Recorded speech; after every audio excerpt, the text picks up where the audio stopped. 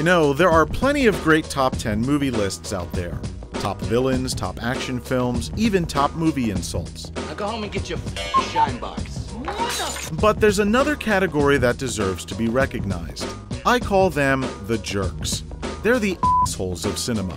They can be cruel, funny, arrogant, or self-serving. But regardless, the one thing they all have in common is that they always end up making the lives of our heroes a living hell. Ooh, you just want to reach through the screen and just... Anyway, here are my top 10 movie jerks. You have my sympathies. Number 10.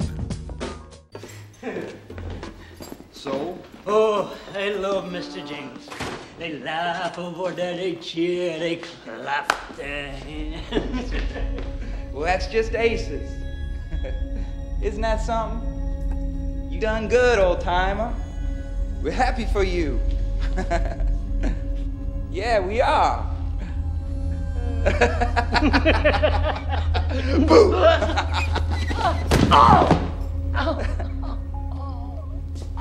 Percy, you I don't know. In a way, I kind of feel bad for Percy. After all, it's hard to work in an environment where your coworkers don't like you, and the convicts you're responsible for don't respect you. You bust my finger. I wiped that grin off your poke face, didn't I? Damn it, Percy, get the hell off my block. Okay, I take that back. Percy's a flat-out jerk. Oh, there you go.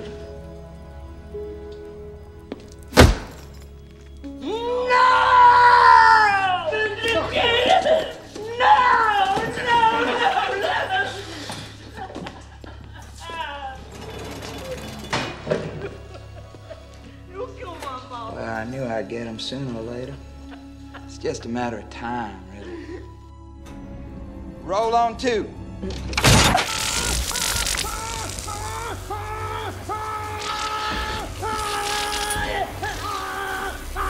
sponge is dry.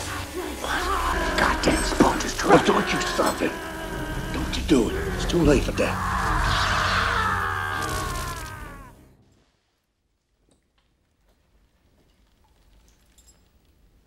I didn't know the sponge is supposed to be wet. Actor Doug Hutchinson does a fantastic job selling us on Percy's slimy character. It's just too bad Doug went from being a creepy jerk in a movie to just plain creepy. People are welcome to their opinions.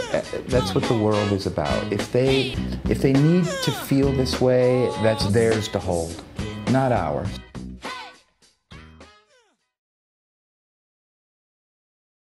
Number 9.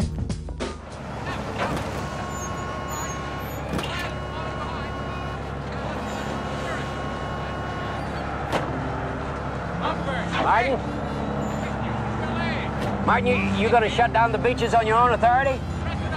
Well, what other authority do I need?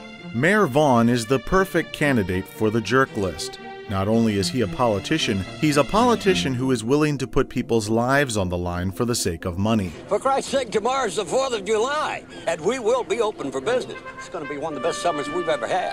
Now, if you fellas are concerned about the beaches, you do whatever you have to make them safe.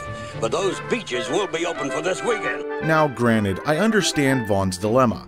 He was the mayor after all, and the people living on the island depended on the tourism industry for their survival. I get that. But you get the impression that Vaughn was never really interested in taking the shark threat seriously. We're pretty much told that the mayor bribed the coroner to change his opinion about the initial shark attack. Now, that's an asshole. Well, I think possibly, yes, a boating accident. That's not what you told me over the phone. I was wrong. We'll have to amend our reports. And like any good jerk, he had no problem using other people as guinea pigs to literally test the waters. Why aren't you in the water? I just put some suntan lotion on, and I'm trying to absorb some of this Nobody's sun. going in. Please, get in the water.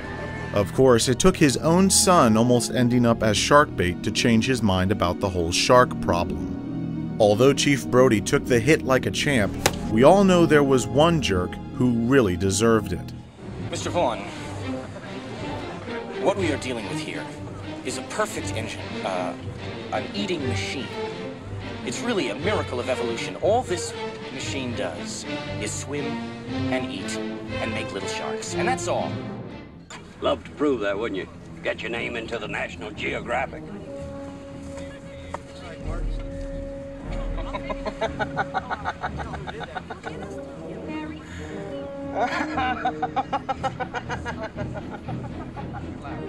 But as you see, it's a beautiful day. The beaches are open, and the people are having a wonderful time. Amity, as you know, means friendship. Number 8.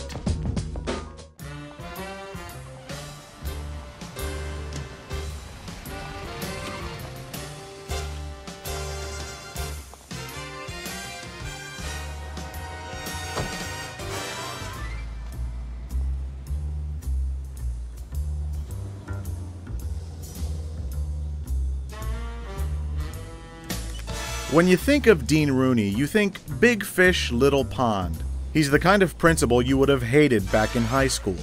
He ran a pretty tight ship, except for one loose end, a young troublemaker who always seemed to be one step ahead of him. No, not that guy. No, not that guy either. This guy. Bueller. Ferris Bueller. Last thing I need at this point in my career is 1,500 Ferris Bueller disciples running around these halls. He jeopardizes my ability to effectively govern this student body. Well, makes you look like an ass is what he does, Ed. I think it would be hard to argue that Rooney is a big reason why this movie is such a blast. His descent into idiocy is a joy to behold, and you can't help but laugh at how even the absence of Ferris Bueller wreaks havoc on the poor jerk. It's like there's a Bueller's Law of Thermodynamics, where for every lucky break Ferris gets, Rooney experiences an equal but opposite reaction.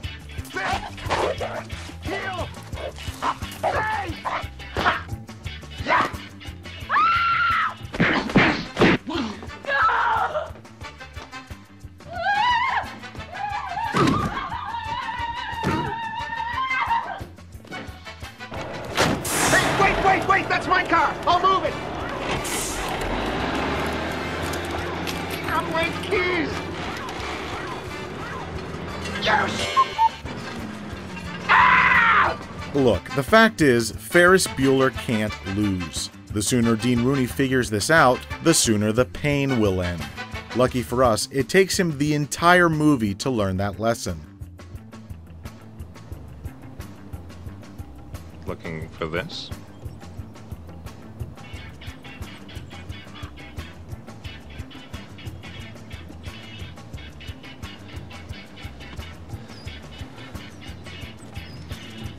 I got you, Ferris.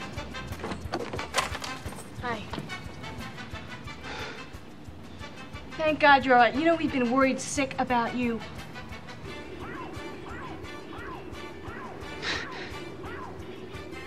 Thank you, Mr. Rooney, for driving him home. Now, I want you to go upstairs and get in bed.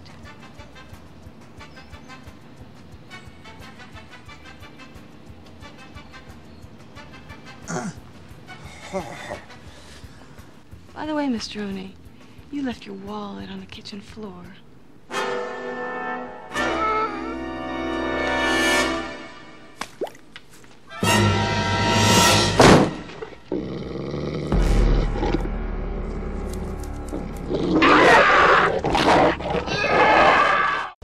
Number 7. My journal's on the bunk in my quarters. My orders are in the journal. It'll tell you everything. Spivey, you and Edwards were the first ones here. Did you find anything? A journal? No, we didn't find that, sir. It might be easy to overlook Spivey. After all, he's a pretty minor character in the movie, but his actions make a significant impact on the story. After 2.5 hours, it's easy to forget that Lieutenant John Dunbar essentially left his post and became a military deserter. Now, if you'll guide us to these camps and serve as an interpreter, your conduct will be reevaluated. What conduct? With all due respect. Your status as a traitor might improve should you choose to cooperate with the United States Army. He had good reason to, of course, and his journey of self-discovery was all written down in his journal. But there was a problem. God, did you read my orders? No. Well, they're in my journal. There are no orders. There's no journal. It takes a special kind of jerk to withhold evidence that could potentially set a man free, and then use that evidence as toilet paper. Hey, Spivey, you got paper? What's it to you? Well, give me some, bird.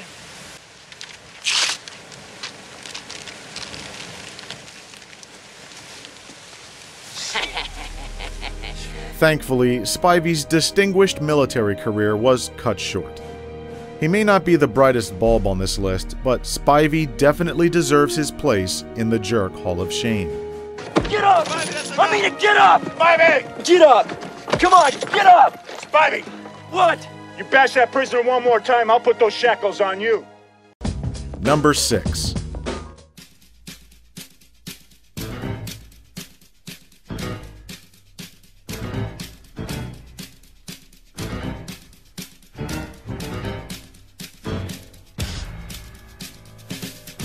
Why did Frank make the list? Simple. He murdered Sean Connery like a gutless coward. Case closed. He died like a pig. What did you say? I said that your friend died screaming like a stuck Irish pig. Now you think about that when I beat the rat.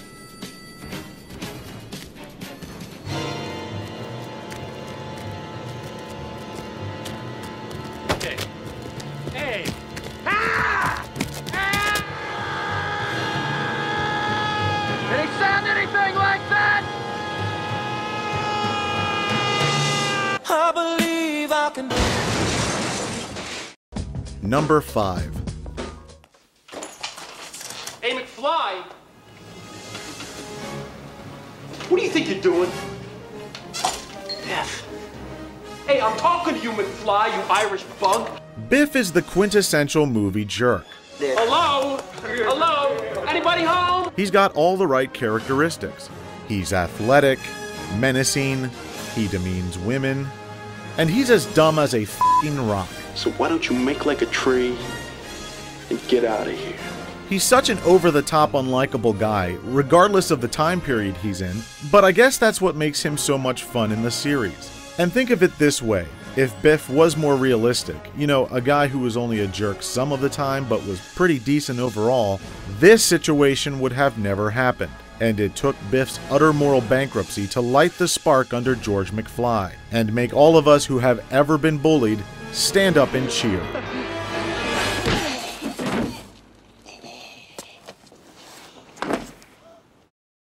Number 4. So, you guys are going to be working together, hand in hand. That's great. There's simply no question. Bob Ritter is an arrogant scumbag.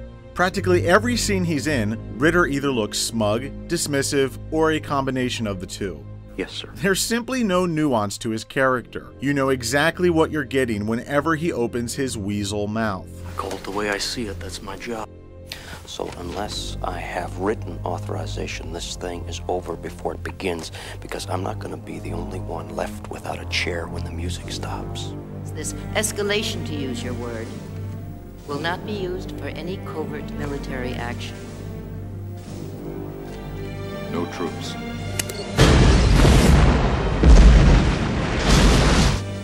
You could say I have your word on that. You could indeed, because you do. Boom.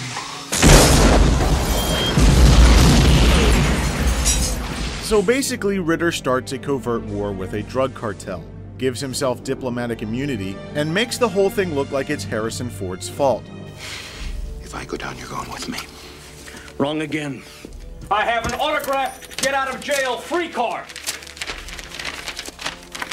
The President authorizes the Deputy Director CIA, Robert Ritter, to conduct Operation Reciprocity, including all support necessary to such activity. This operation is deemed important to the national security of the United States, etc., etc., etc.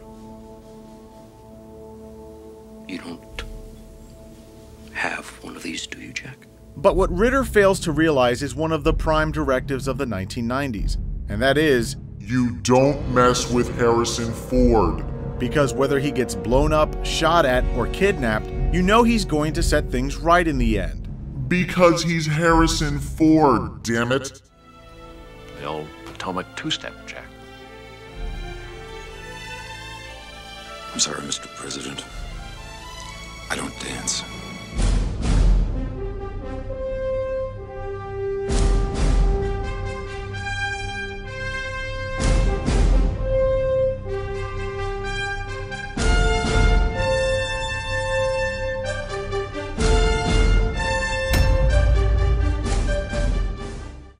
Number 3.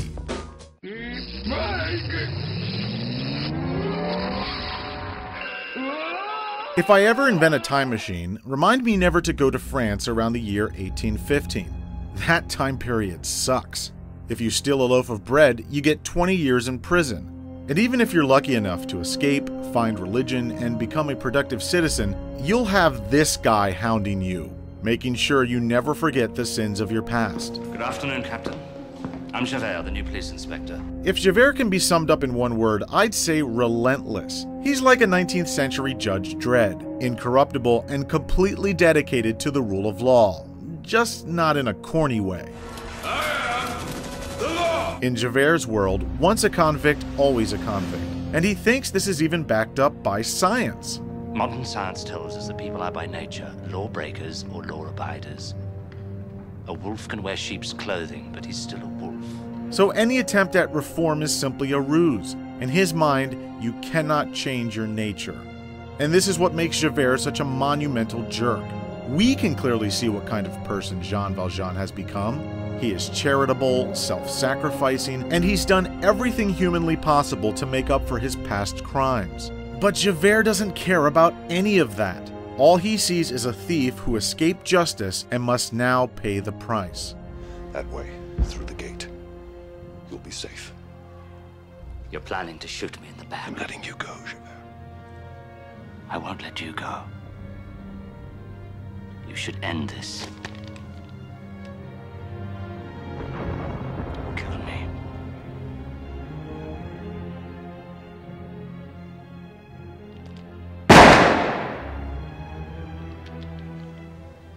You're dead, Javert.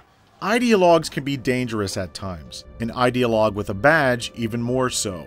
Javert's uncompromising dedication to the law, as well as his misguided views on science, blinded him to the possibility of man's reclamation. In a world of black and white, it was impossible for him to see shades of gray. And Jean Valjean's personal redemption was something that, in the end, he simply could not reconcile.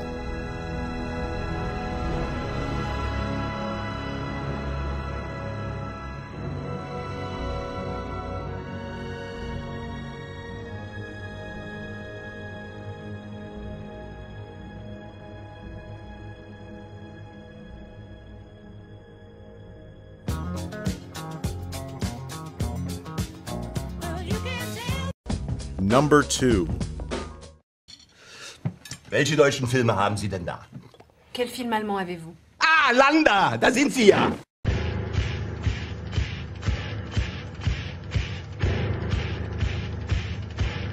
He may be a jerk, but you gotta admit, Hans Landa is awesome. Like Javert, Landa is relentless, but whereas Javert was driven by extreme ideology, Landa's motivations are far more self-serving, especially when you consider how the movie ended. He excels at his work, not because of devotion to the Nazi platform, but because he's really good at what he does, and he relishes flaunting that superiority. So you're the Jew hunter, a detective, a damn good detective. Finding people is my specialty, so naturally I worked for the Nazis finding people, and yes, some of them were Jews, but Jew hunter? Just a name that stuck. Contrast Landa with, say, Major Hellstrom, for instance. Had Hellstrom suspected the milk farmer of hiding Jews, you know he would have just barged into the man's house, tore up the place, and arrested or killed everyone on the spot. In the movies, you kinda expect that lack of subtlety from Nazis. But not Hans Landa. That's just not his style. First, he displayed courtesy. then charm. Les rumeurs qui circulent dans les villages au sujet de votre famille sont tout à fait fondées. Monsieur l'a pas dit. Vos filles sont toutes plus jolies les unes que les autres. Then humility. Monsieur, à votre famille et à vos vaches, je dis bravo. He put his prey at ease, and then after a brief philosophical discourse, Landa goes in for the kill. We are sheltering enemies of the state, are you not?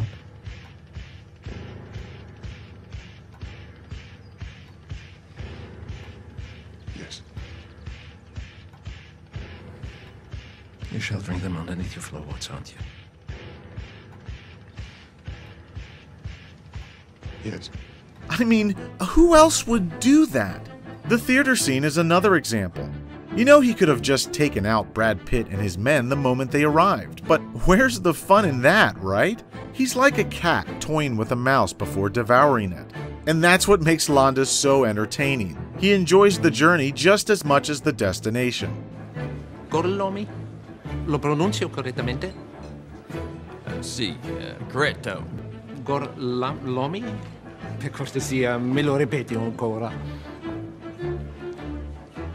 Golami. E lei? Dominic De Coco. Come? Dominic De Coco. Bravo, bravo. Hans Landa, persecutor, detective, murderer, sellout, and one hell of a jerk. Pusti. Au revoir, Shoshana! So to recap, number 10, Percy. Number 9, Mayor Vaughn. Number 8, Principal Rooney. Number 7, Spivey. Number 6, Frank Nitti. Number 5, Hello? Hello? Number 4, Bob Ritter. Number 3, Javert. And number 2, Hans Landa. Number 1. Hello. I'm Ripley. You okay? Just tell me one thing, Burke. You're going out there to destroy them, right? Not to study, not to bring back, but to wipe them out. That's the plan. You have my word on it. I hate Carter Burke. I hate him with an everlasting hatred. I hate him so much that I swore I would never watch another film starring Paul Reiser ever again, which as it turns out is not that hard to do. What exactly is the source of my anger?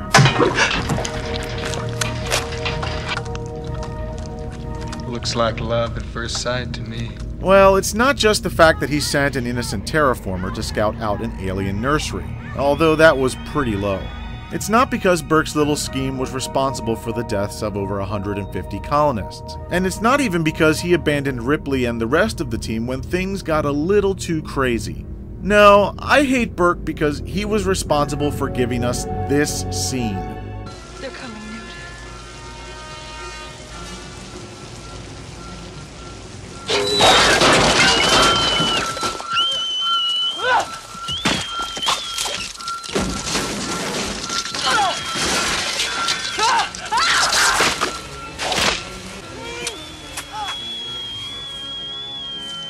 I'm sorry, but this is straight out of a nightmare. Yeah, I'm sure there are worse things that could happen to a person, but I really can't think of one that is more terrifying.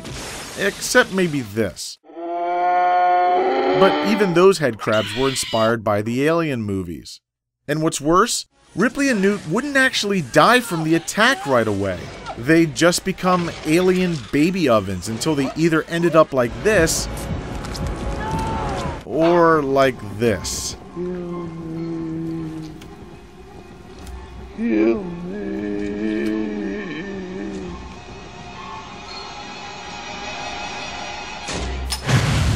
It's a terrible way to live and an even worse way to die. So, Carter Burke, you take the crown for being the biggest jerk in the galaxy. The death you received was far too good for you.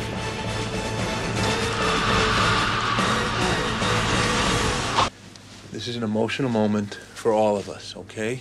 I know that. But let's not make snap judgments, please. Well, those were my top 10 movie jerks. Post a comment and let me know who you think deserves a spot on the list. Thanks for watching.